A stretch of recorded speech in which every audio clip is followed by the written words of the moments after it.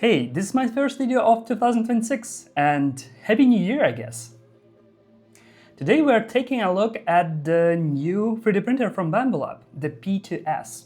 Before we start, this video is not sponsored. I got very lucky and one of my friends decided to buy this printer and I asked to borrow it for a few weeks, so here we are. I previously owned several P1S printers, but right now I only have the HTD and the X1C. Because of that, most of this video will be a comparison between the P2S and the X1C. And since the P1S and X1C are very similar machines, most of this should apply to the P1S users as well. Let's start with the unboxing experience. By now, this has become a rule for Bambu Lab.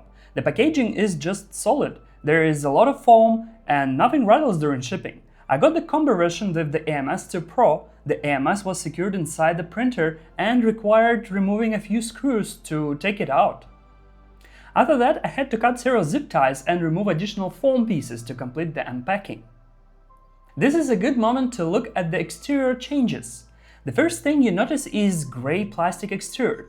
Compared to aluminum on the X1C, it definitely feels cheaper, but at the same time, it feels nicer than the black plastic on the P1S. The texture is just better here. And overall, it looks cleaner. Down at the bottom, there are these new indents. On the right side, they pull fresh air into the printer to cool the printed part. This could be useful for PLA and PETG printing with closed doors, and we'll try to test it later. They also work as handles, which makes the printer easier to move around and easier to get out of the box. Around the back there is a new hub. Bambu Lab says it's designed to make switching between external spool and the AMS unit easier. We'll test how well that actually works a little bit later. At the front bottom, they removed the lip, which makes the surface much easier to clean. It is a small change, but a nice quality of life improvement. You can just scoop everything out. And finally, at the top, we have a touchscreen now and a USB-A port. Unlike the P1S, the P2S gets a proper display, and we don't have to deal with tiny SD cards anymore, which is great in my opinion. Now that we are done with the outside, let's look inside. The most obvious change is the X-axis rods. They're metal now. I'm not sure why Bambu Lab used carbon fiber rods in the X1C and P1S and P1P in the first place. I didn't have any issues with the old design, but with this update, the carbon rods start to feel more like a gimmick. From a mechanical point of view, metal rods make more sense. Epoxy in composites degrades and shrinks over time. Carbon fiber dust is extremely abrasive, and it's also electrically conductive. If enough of it gets onto electronics, it can cause shorts, resistance changes, or even damage. Well-lubricated metal rods feel like a safer and more predictable solution. They might slightly increase mass and inertia, but accelerations in Bambu Studio appear unchanged, so I don't expect any noticeable difference in print time. So I think these new metal rods is pretty nice improvement. Looking at the Z-axis, the vertical threaded rods no longer have a bearing to support them. From a mechanical perspective, I'm not sure this is an improvement. Side by side the X1C, it does look cheaper though. That said, the bed is still supported by 3 vertical rods, so I don't expect meaningful wobble. Filament cutting has also changed. There is now a foldable arm that cuts the filament when required. This removes the restricted area on the print bed where models couldn't be placed. I think it's a nice step toward a true 256mm cubed build volume. The internal lighting is also much brighter. You can actually see what the printer is doing from the outside, something I honestly missed on the X1C. There are also updates to the Printhead. One of them is toolless hotend replacement. At first, this sounds like a minor change, and Bambu Lab hotends usually last for months and they are not that difficult to replace. That's what I thought, until I actually started replacing a hotend on the X1C for this video. After using the toolless system on the H2 series and now on the P2 series, I can say this clearly. I love it. It's just better. It's more convenient. No thermal grease, no connectors, no wire routing. It's fast, clean, and genuinely convenient once again. The cooling fan also appears to be larger on the P2S, which should help with overhangs and fast printing. Okay, enough of specs. Let's print something. We start with a Benchy. Room temperature was 18 degrees Celsius and both printers printed PLA with the doors closed. Overall print quality is very similar, except for overhangs. As you can see, the P2S handles them noticeably better. I checked the print settings. All cooling fan speeds were identical on the P2S and the X1C. I then repeated the test with the doors open, since PLA usually performs better on the X1C that way. The results didn't change. Overhangs on the X1C still looked worse, and this becomes a pattern in all following prints. The P2S consistently handles overhangs better. Next, I printed the torture toaster. Overhangs are still better on the P2S. But here's something interesting. The 0.3mm tolerance test was stuck on the P2S and released cleanly on the X1C. I printed the model again and results were the same.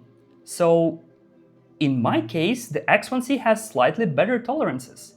Aside from that, overall print quality is very good on both printers. I used the same PLA basic filament on both machines. The spools were purchased and unpacked on the same day, so hopefully they came from the same batch. I also printed two large objects to compare surface quality. They look almost identical, except in overhang areas. So what does it mean for the print quality? I think that with some minor flow and speed tuning, tolerances on the P2S could likely be improved. But when it comes to overhangs, the X1C simply can't beat it. So in that area, the P2S is better, and it will stay better. And my guess is it just has better cooling. I was planning to make a quite simple section where I just mentioned that we have a 10 degrees Celsius bump from P1S to P2S for its print bed temperature. But then I decided to actually measure X1C and P2S with a thermal camera, and I got some interesting results. Here you can see two pictures side by side. Let's start with the obvious thing. P2S is hotter, and the difference is like 8 degrees, which is a major difference. I gave them time to heat soak, and they both were showing 110 degrees Celsius on their screens, so X1C was lying. Then, it may not be obvious on these two pictures, but for X1C, center is hotter and corners are colder. For P2S, it's opposite. Center is colder and corners are hotter. I'm not sure what's better in our use case for 3D printing. I believe that even distribution is the best, so I cannot judge what's better in this regard. Then I let them cool down and launched heating once again. Here you can see two patterns of them. So X1C has more even distribution of its heating coils, whereas the P2S has some strange spiral pattern. The problem with these results is that I don't have results for P1S, so I cannot compare generation to generation.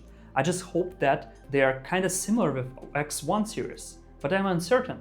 So let me know what you think about this in the comments down below. Now let's try something interesting. At the back of the printer, there are two ports on the hub. Bambu Lab says this hub is designed to make switching between the AMS unit and an external spool easier. So what happens if we connect two AMS units at the same time? It has two 6-pin connectors, and yes, it works. But a few caveats are there. Two AMS units can't dry filament at the same time, only one can.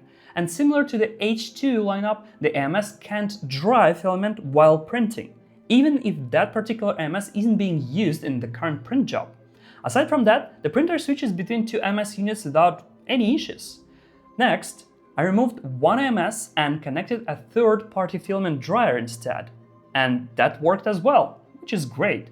With this hub, the P2S is probably one of the easiest Bambu Lab printers to use with both AMS and external spools at the same time. On other models, you often need to disconnect the AMS PTFE tube just to use an external spool. Before the conclusion, I want to share some speculation about the Bambu Lab lineup.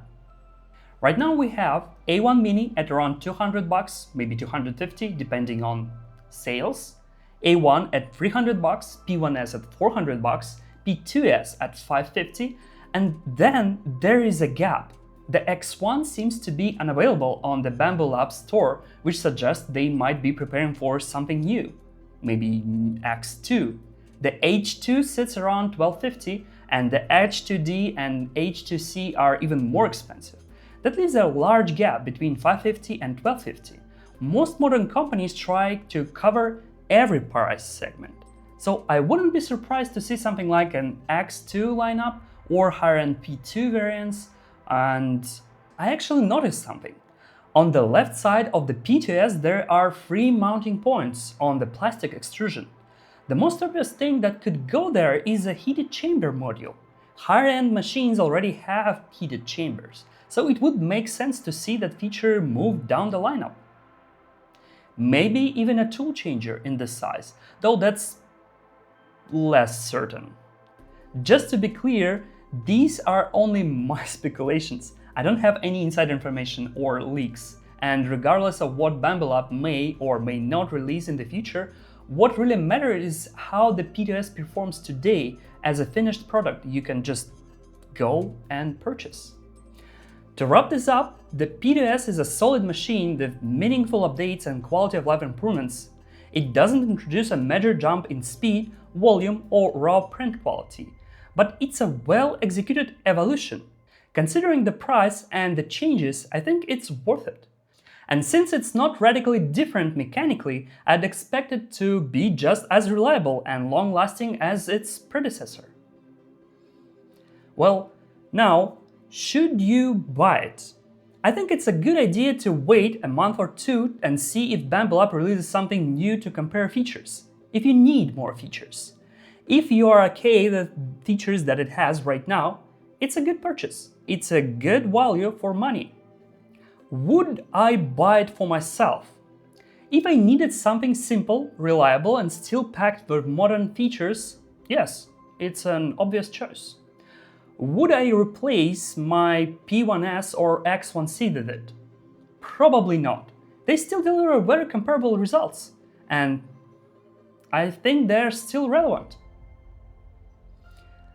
And that's probably all I wanted to say. Thank you for watching this video, and thank you for watching all the way to the end. If you liked it, check the channel, you may find more interesting content. See you in the next one.